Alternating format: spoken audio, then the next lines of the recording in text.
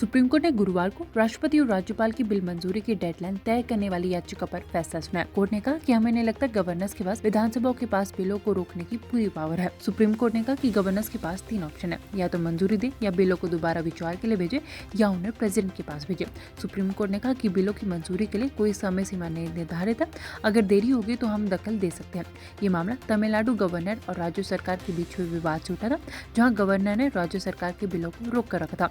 Supreme court ने 8 अप्रैल को आदेश दिया कि राज्यपाल के पास कोई वेटो पावर नहीं है। इस फैसले में कहा गया कि राज्यपाल की ओर से भेजे गए बिल पर राष्ट्रपति को 3 महीने के भीतर फैसला लेना होगा।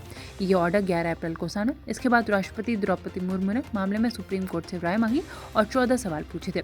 इस मामले में 8 महीने से सुनवाई चल रही थी। सुप्रीम कोर्ट ने 5 वन मेंबर कॉन्स्टिट्यूशन बेंच की सर्वसम्मानित से कहा कि राज्य विधानसभा द्वारा पारित विधेयकों को स्वीकृति देने के लिए राज्यपाल और राष्ट्रपति के लिए कोई समय सीमा निर्धारित नहीं की जा सकती। गवर्नर के पास 3 ऑप्शन है, 3 विकल्प है: मंजूरी, असेंबली को दोबारा विचार के लिए लौटाए, या फिर मंजूरी के राष्ट्रपति के पास भेजे। संविधान के अनुच्छेद 200 और 201 के तहत राज्यपाल की शक्तियां उनके निर्णयों पर निर्भर करती है। सुप्रीम कोर्ट ने गुरुवार को राष्ट्रपति और राज्यपाल की बिल मंजूरी की डेडलाइन तय करने वाली याचिका पर फैसला सुनाया। कोर्ट ने कहा कि हमें नहीं लगता गवर्नर्स के पास विधानसभा के पास बिलों को रोकने की पूरी पावर है। सुप्रीम कोर्ट ने कहा कि गवर्नर्स के पास 3 ऑप्शन है, या तो मंजूरी दे, या बिलों को दोबारा विचार के लिए भेजे, या उन्हें प्रेसिडेंट के पास भेजे। सुप्रीम कोर्ट ने कहा कि बिलों की मंजूरी के लिए कोई समय सीमा नहीं निर्धारित है। अगर देरी होगी तो हम दखल दे सकते हैं। ये मामला तमिलनाडु गवर्नर और राज्य सरकार के बीच हुए विवाद से उठा था, जहां गवर्नर ने राज्य सरकार के बिलों को रोक कर रखा था।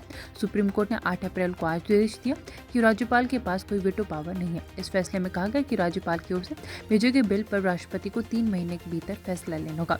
ये ऑर्डर 11 अप्रैल को साना। इसके बाद राष्ट्रपति द्रौपदी मुर्मू ने मामले में सुप्रीम कोर्ट से राय मांगी और 14 सवाल पूछे थे। इस मामले में 8 महीने से सुनवाई चल रही थी।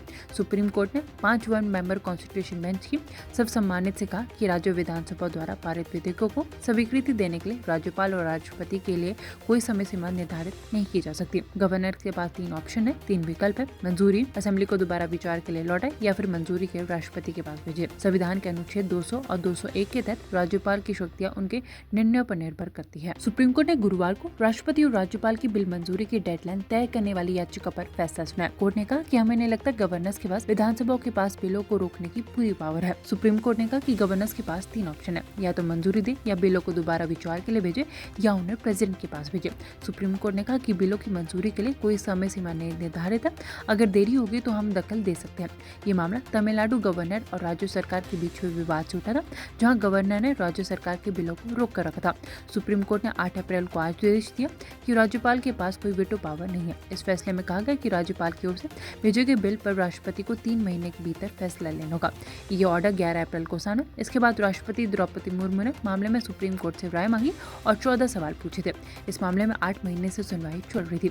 सुप्रीम कोर्ट ने 5 वन मेंबर कॉन्स्टिट्यूशन बेंच की सर्वसम्मानित से कहा कि राज्य विधानसभा द्वारा पारित विधेयकों को स्वीकृति देने के लिए राज्यपाल और राष्ट्रपति के लिए कोई समय सीमा निर्धारित नहीं की जा सकती। गवर्नर के पास 3 ऑप्शन है, 3 विकल्प है: मंजूरी, असेंबली को दोबारा विचार के लिए लौटाए, या फिर मंजूरी के राष्ट्रपति के पास भेजे। संविधान के अनुच्छेद 200 और 201 के तहत राज्यपाल की शक्तियां उनके निर्णयों पर निर्भर करती है।